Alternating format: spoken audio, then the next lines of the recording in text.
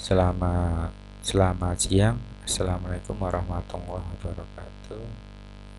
Kita masih pada pertemuan yang ketiga dengan tema pedoman umum cara kerja yang benar di laboratorium. Dimulai dari organisasi dan manajemen. Organisasi adalah kerjasama antara dua orang atau lebih dalam satu pola koordinasi yang dipersatukan untuk mencapai suatu hasil yang telah ditetapkan. Kemudian manajemen suatu organisasi baik ya harus mempunyai sistem manajemen mutu, yaitu kebijakan, prosedur, dan dokumen yang bertujuan agar mutu pemeriksaan dan sistem mutu secara keseluruhan berlangsung dengan pengelolaan yang baik dan terkendali secara kontinu atau terus-menerus. Kemudian ruangan dan fasilitas penunjang. Luas ruangan setiap kegiatan cukup menampung peralatan yang dipergunakan, aktivitas dan jumlah petugas yang berhubungan dengan spesimen ataupun pasien untuk kebutuhan pemeriksaan lab. Kemudian fasilitas penunjang diantaranya adanya WC, ya, kemudian pengolahan limbah, kemudian K3, kemudian ventilasi, ya, kemudian penerangan, air bersih, listrik, ya, kemudian ruang makan. Ini adalah fasilitas-fasilitas penunjang yang penting dalam rangka mendukung kegiatan yang ada. Kemudian peralatan lab dasar pemikiran diantaranya apa? Adanya kebutuhan, ya. Kemudian fasilitasnya tersedia, tenaga yang ada, kemudian reagen yang dibutuhkan selalu tersedia, sistem alat, kemudian pemasok atau vendor, dan nilai ekonomis dan terdaftar, ya, secara nasional. Kemudian pengujian peralatan baru. Pengujian alat baru dilakukan sebelum atau sudah pembelian atau yang disebut juga dengan sebagai uji fungsi. Tujuannya mengenal kondisi alat yang mencakup kesesuaian spesifikasi alat dengan brosur, kesesuaian alat dengan lingkungan, dan yang lainnya. Penggunaan dan pemeliharaan alat. Setiap peralatan harus dilengkapi dengan petunjuk penggunaan yang disediakan oleh pabrik yang memproduksi alat tersebut. Kemudian penyelesaian masalah. Dalam melakukan pemeriksaan sering kali terjadi suatu ketidakcocokan hasil, malfungsi alat ataupun kondisi yang tidak kita inginkan yang mungkin disebabkan oleh karena adanya gangguan pada peralatan. Untuk itu perlu adanya pemecahan masalah atau troubleshoot. Kemudian kalibrasi alat. Kalibrasi peralatan sangat diperlukan untuk mendapat hasil pemeriksaan lab yang terpercaya, menjamin penampilan hasil pemeriksaan, ya. Jadi alat-alat medis itu sangat penting untuk dikalibrasi, ya, karena kalau nanti alatnya salah maka diagnosanya juga salah. Kalibrasi alat dapat dilakukan oleh teknisi penjual alat atau petugas lab yang memiliki kompetensi dan pernah dilatih, atau kalau sekarang kalibrasi yang paling ideal dimasukkan ke lembaga yang terakreditasi untuk kalibrasi. Nah, seperti itu. Kemudian penanggung jawab alat. Berbagai jenis alat yang digunakan di lab punya cara operasional dan pemeliharaan yang berbeda satu dengan yang lain, dan biasanya digunakan oleh lebih dari satu orang. Walau pihak distributor alat menyediakan teknisi untuk perbaikan bila terjadi kerusakan, namun untuk pemeliharaan alat harus dilakukan sendiri oleh pihak laboratorium. Kemudian bahan lab. Dasar pemilikannya sesuai dengan kebutuhan produksi pabrik yang telah dikenal. Deskripsi lengkap, ya, mempunyai masa kadaluarsa yang panjang, ya. Jangan sampai nanti sudah masuk kadaluarsa tapi belum digunakan, ya, rugi. Volume atau isi kemasan digunakan untuk pemakaian ulang atau sekali pakai, mudah diperoleh di pasaran, besarnya biaya tiap satuan, ya, dan nilai ekonominya. Kemudian adanya pemasok atau vendor, kelancaran dan kesinambungan pengadaan. Kemudian pelayanan purna jual terdaftar sebagai bahan laboratorium dan alat kesehatan di Kemenkes. Kemudian berikutnya pengadaan.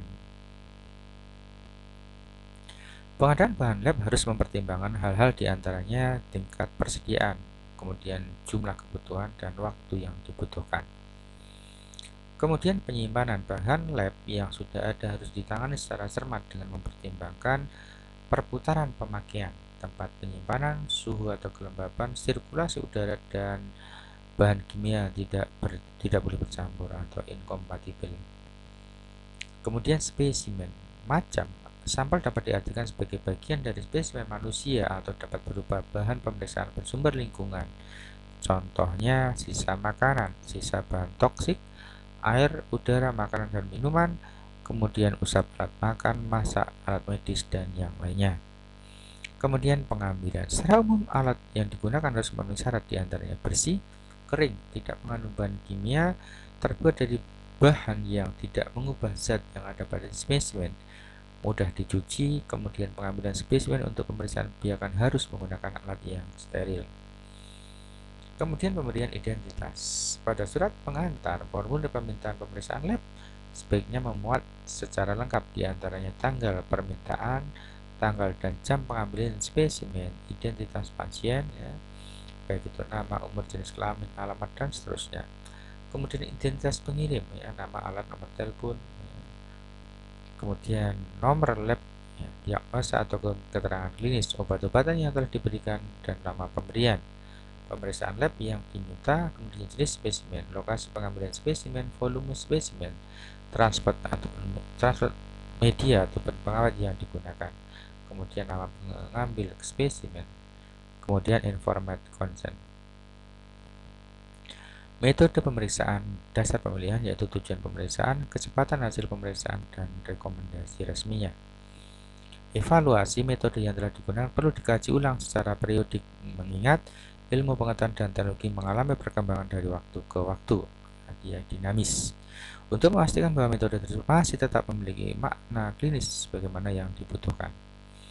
Kemudian mutu laboratorium, baku mutu. Demi menjamin tercapainya dan terpelihara mutu dari waktu ke waktu diperlukan bakuan mutu berupa standar atau bakuan yang tertulis yang dapat dijadikan pedoman kerja bagi tenaga pelaksana.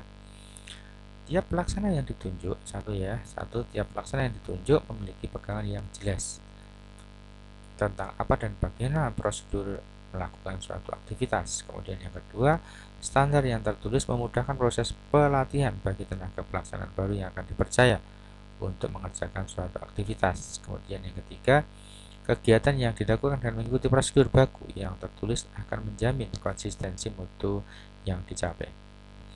Kemudian panduan mutu. Panduan mutu adalah dokumen yang menjelaskan seluruh sistem manajemen mutu dan struktur dokumen yang digunakan dalam sistem manajemen mutu. Kemudian pemanfaatan mutu, ya. Kegiatan pemataan mutu mengandung komponen-komponen diantaranya pemantauan mutu internal, ya, dari dalam. Kemudian tujuannya untuk pemantapan internal, pemantapan dan penyempurnaan metode pemeriksaan, mempertinggi kesiagaan tenaga sehingga pengeluaran hasil yang salah tidak terjadi. Kemudian memastikan bahwa semua proses mulai dari persiapan pasien, pengambilan, pengiriman, penyimian, dan pengolahan spesimen sampel dengan pencatatan dan pelaporan telah dilakukan dengan benar. Kemudian yang keempat, mendeteksi penyimpangan dan mengetahui sumbernya. Kemudian membantu perbaikan pelayanan kepada pelanggan atau customer. Kemudian pemantauan mutu eksternal, ya. Ada internal, ada eksternal, di mana pemantapan mutu eksternal ada kegiatan yang diselenggarakan secara periodik oleh pihak lain di luar laboratorium yang bersangkutan untuk memantau dan menilai penampilan suatu lab dalam bidang pemeriksaan tertentu. Kemudian verifikasi. Verifikasi ruangan. Verifikasi merupakan tindakan pencegahan terjadinya kesalahan dalam melakukan kegiatan laboratorium mulai dari tahap pra-analitik sampai dengan melakukan pencegahan ulang setiap tindakan atau proses pemeriksaan. Kemudian audit adalah proses menilai atau memeriksa kembali secara kritis berbagai kegiatan yang dilaksanakan di dalam lab. Audit dibagi dalam audit internal dan eksternal, dalam dan luar.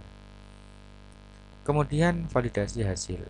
Validasi hasil pemeriksaan merupakan upaya untuk memantapkan kualitas hasil pemeriksaan yang telah diperoleh melalui pemeriksaan ulang oleh laboratorium rujukan. Kemudian K3 di laboratorium. Secara umum, kesehatan dan keselamatan kerja laboratorium merupakan bagian dari pengelolaan laboratorium secara keseluruhan. Laboratorium melakukan berbagai tindakan dan kegiatan terutama berhubungan dengan spesimen yang berasal dari manusia maupun bukan manusia. Kemudian kewajiban petugas K3 melakukan pemeriksaan dan pengarahan secara berkala, memastikan semua petugas lab memahami dan dapat menghindari bahaya infeksi. Yang ketiga, melakukan penyelidikan semua kecelakaan di laboratorium. Kemudian melakukan pengawasan dan memastikan semua tindakan dekontaminasi. Kemudian memastikan bahwa tindakan disinfeksi telah dilakukan terhadap peralatan laboratorium. Kemudian yang keenam, menyediakan kepustakaan atau rujukan atau referensi. Yang tujuh, menyusun jadwal kegiatan pemeliharaan kesehatan bagi petugas laboratorium, memantau petugas lab yang sakit atau absen yang mungkin berhubungan dengan pekerjaan di lab, memastikan bahwa bahan bekas pakai dan limbah infektif dibuang secara aman, kemudian mengembangkan sistem pencatatan. Yang ke-11, memberitahu kepala lab mengenai adanya mikroorganisme yang harus dilaporkan kepada pejabat kesehatan setempat. Kemudian membuat sistem panggil untuk keadaan darurat, kemudian membuat rencana dan melaksanakan pelatihan K3 laboratorium, mencatat secara rinci setiap kecelakaan kerja yang terjadi. Untuk menjamin kesehatan para petugas lab harus dilakukan hal diantaranya pemeriksaan foto torak, kemudian pemberian imunisasi, perlindungan terhadap sinar ultraviolet, dan pemantauan kesehatan. Kemudian berikutnya sarana dan prasarana K3, diantaranya jas lab, sarung tangan, masker, alas kaki, wastafel, lemari asam, dan seterusnya. Kemudian pengamanan pada kondisi darurat, sistem tanda bahaya, kemudian adanya evakuasi, kemudian P3K, kemudian alat komunikasi, sistem informasi darurat, pelatihan khusus berkala, kemudian alat pemadam kebakaran, alat seperti kampak, kemudian nomor telepon ambulan bila mana diperlukan. Kemudian mencegah penyebaran bahan infeksi, yaitu menggunakan peralatan standar. Misal lingkaran sengklit ose harus jenuh dan panjang sampai maksimal 6 cm. Tidak melakukan tes katalis di atas gelas objek. Menempatkan sisa spesimen dan media biarkan yang akan disterilisasi dalam wadah yang tahan bocor. Melakukan dekontaminasi permukaan meja kerja dengan disinfektan yang sesuai setiap kali habis bekerja. Mencegah bahan infeksi tertelan atau terkena kulit, yaitu mencuci tangan dengan sabun.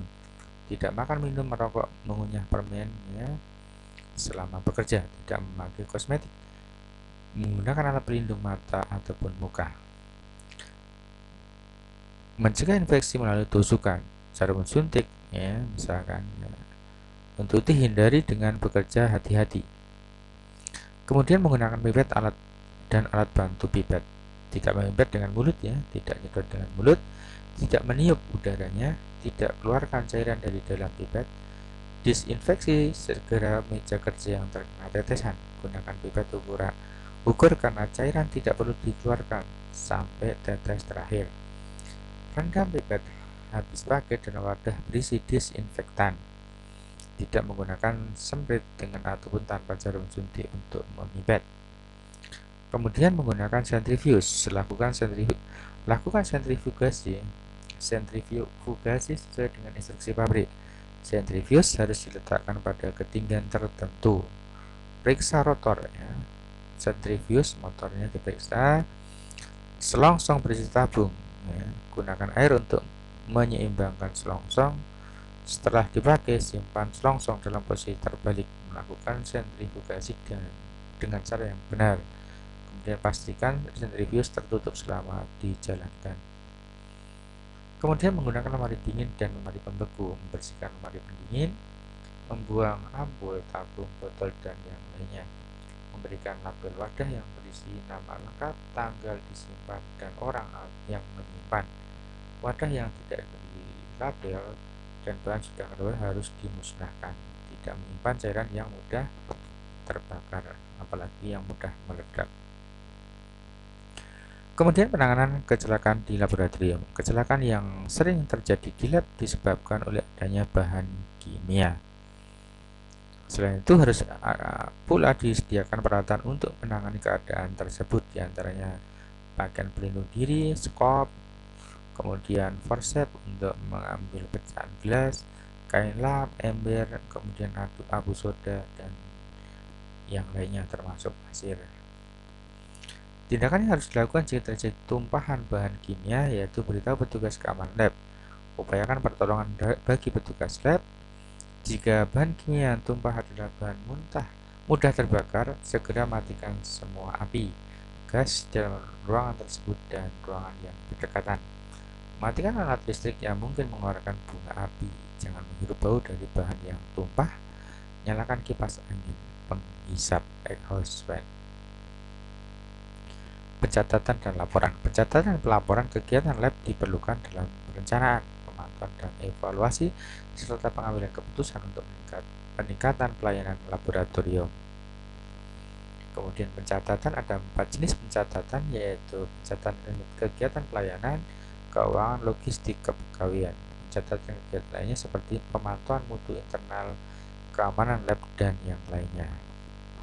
Kemudian pelaporan kegiatan pelayanan lab terdiri dari laporan kegiatan rutin harian, laporan khusus, dan laporan hasil pemeriksaan. Demikian materi yang bisa kita sampaikan. Kita beralih ke forum tanya jawab. Assalamualaikum warahmatullahi wabarakatuh.